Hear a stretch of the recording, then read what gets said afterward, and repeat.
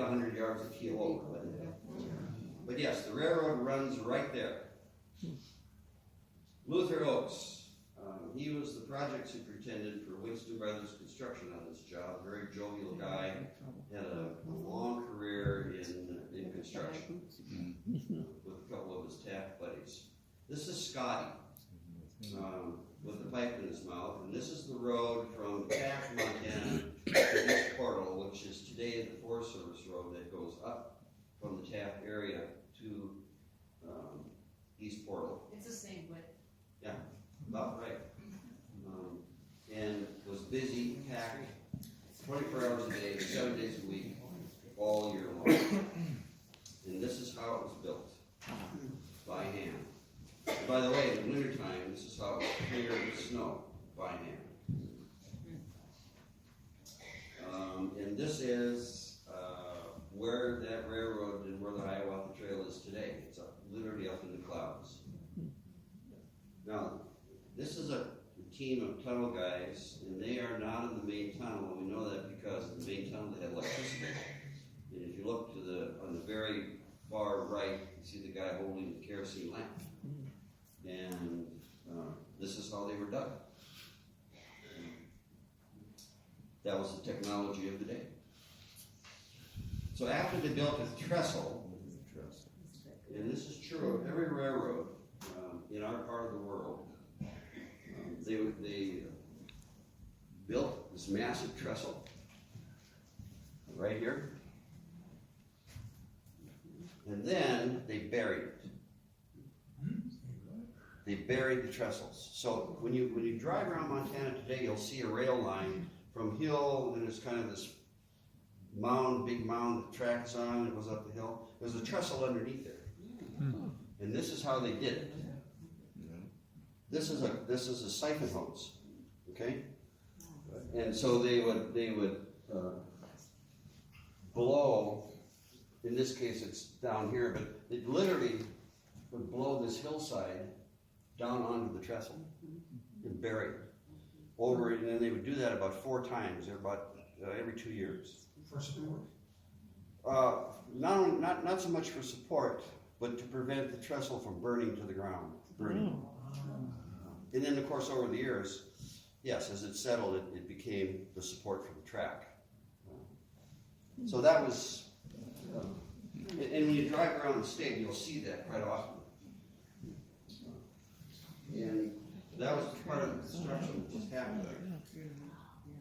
So this is a pretty typical trestle along the Hiawatha Trail, and if you look at the very top, you see 2 guys standing on a beam. See them up there? Yeah. Yeah, and if you kind of let your eyes wander down, you'll see them guys standing in the middle and then down on the ground. It gives you a sense of the scale of what they did.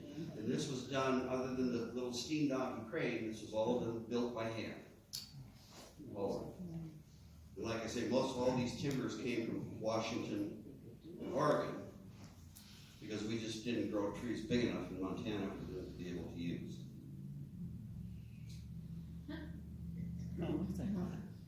So one of the things from the camp at East Portal on the east side up to the top of the mountain, the railroad built this tram system. They did haul men and timbers and coal, and toothpaste, and everything that was needed on the west side, because the railroad hadn't been built on the west side. It was, that was and then the power plant at Taft provided the electricity to run this tram system primarily. But you can see the guys were working in the clouds. And again, look at this photograph and just find all the safety equipment that these guys are wearing. I mean, it's just unbelievable. You got it? Yeah. Okay. So this piece of equipment, by the way, was called the Traveler. It was, there was some things like this before the Milwaukee Road built this one, but this was the Edison light bulb of railroad construction. And this basic design is still used today around the world to build trestles and bridges, primarily bridges and actually viaducts. Because it builds track in front of itself and builds the bridges in front of itself. So a rail car would come underneath it from the back. It'd have a piece of construction steel on it.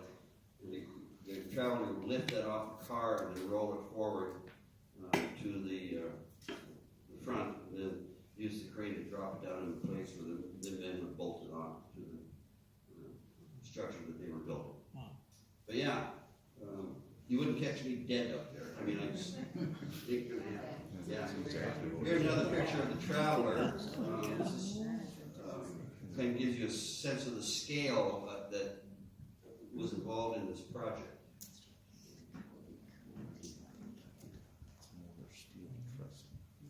And this is at Clear Creek Viaduct.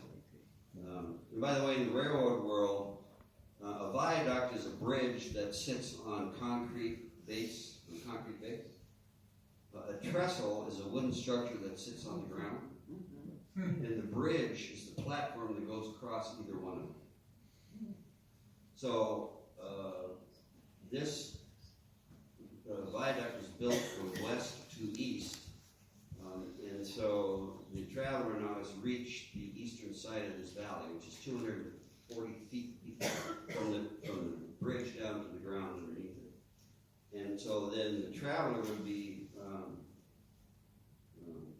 disassembled and taken by train to the next place where it would be reassembled and then do its thing again. And again, you can get a sense of the scale. You can see the locomotive about in the middle. There's some train cars behind it. Here are a couple of examples of trestles. Again, the scale is kind of revealing. It's hard to imagine them not settling with the soils. Yeah. At any rate, so just to give you a sense of scale here, I think that there's a man standing right there. Yeah. And then if you look on the other one, there's a couple of guys up on top. And a lot of these trestles, I mean, they would, like this is a curved trestle, went right into a tunnel along this route. And here they are laying track on the bridge of a trestle.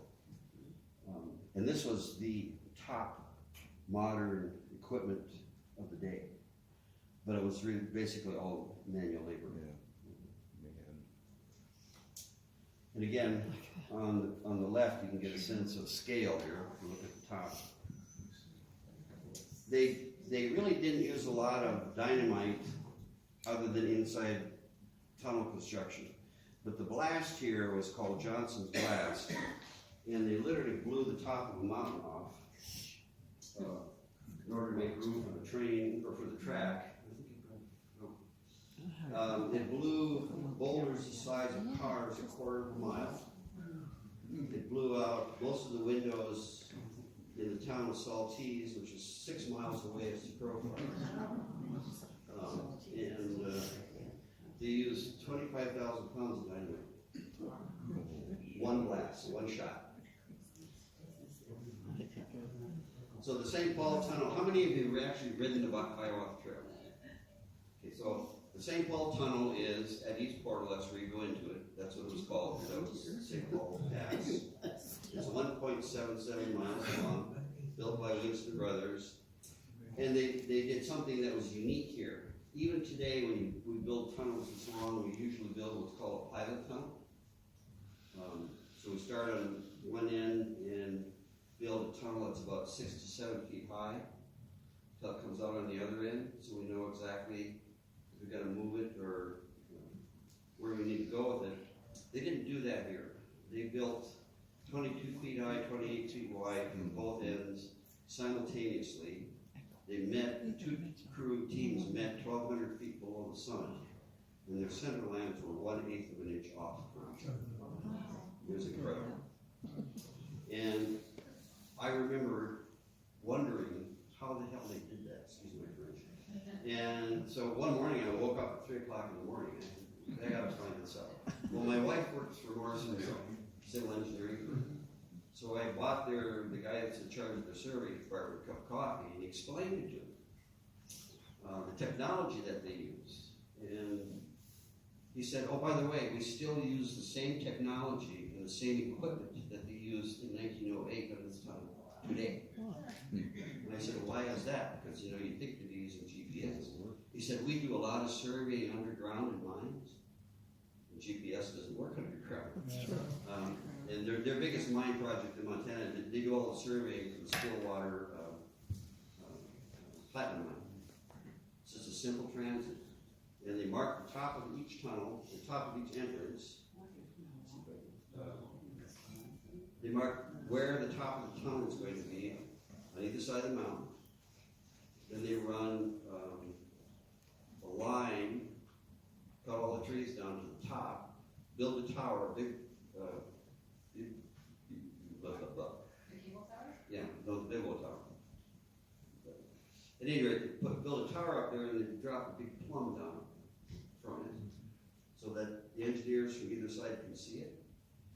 And then they sight that down to the bottom of the tunnel, or where they're going to start digging, put it in a stake. And then every 6 to 8 feet as they go into the tunnel, they shoot that line inside to match the line from the tower on the top of the pass. Pretty simple stuff, but amazing.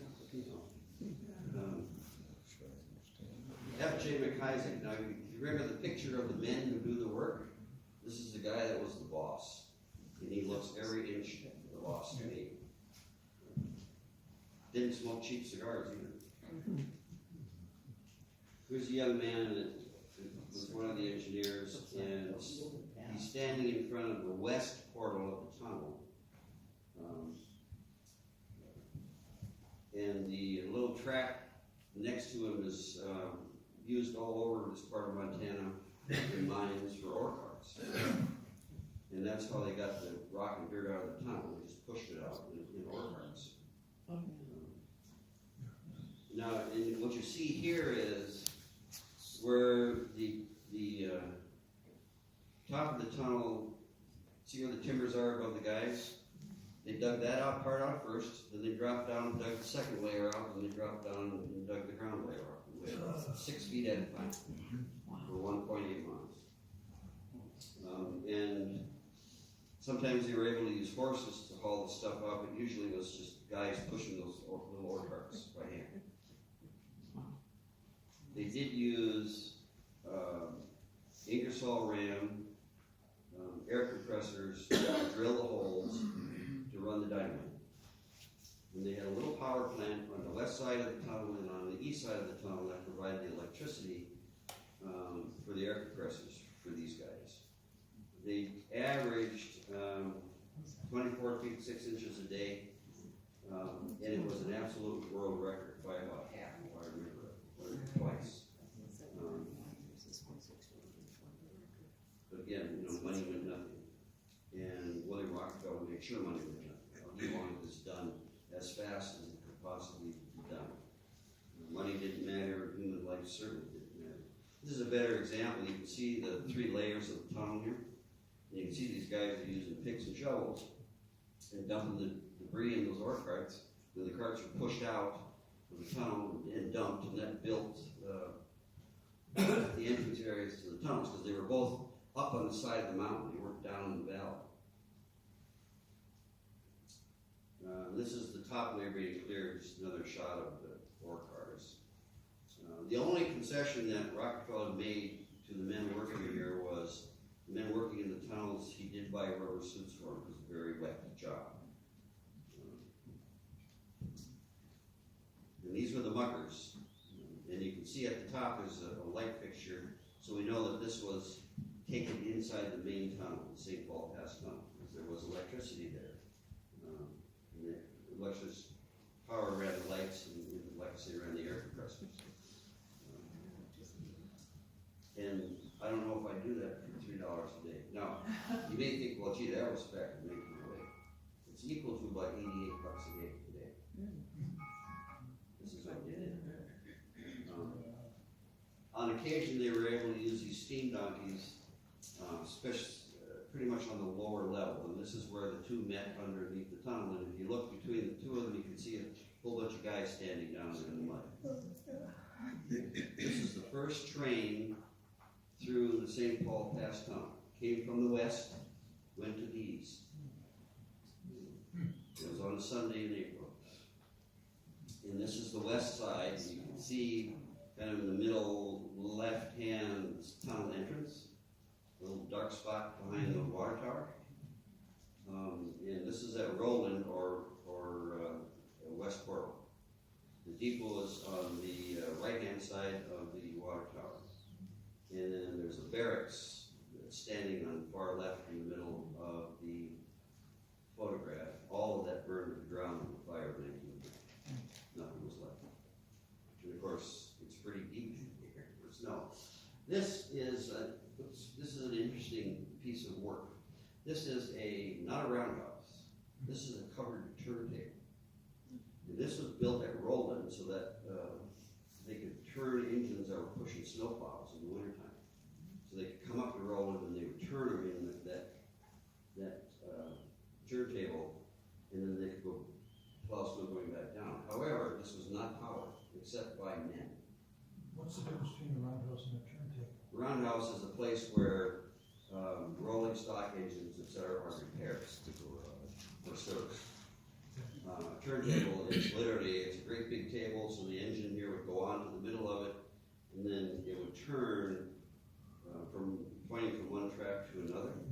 So roundhouses all had turntables in front of them, so that you bring a locomotive on, like on a track, and then on the turntable, then it would turn to, say, stall number 11, and then into stall number 11.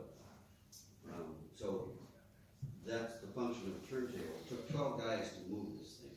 Can you imagine trying to push a 6-ton locomotive in the middle of January around in a circle? So of course it was not heated for $3 a day. So after the project was completed, the railroad tore everything down. And if you remember the powerhouse or the yard where the powerhouse was at and the stables, this is exactly the same picture, except that everything is being torn down and hauled away.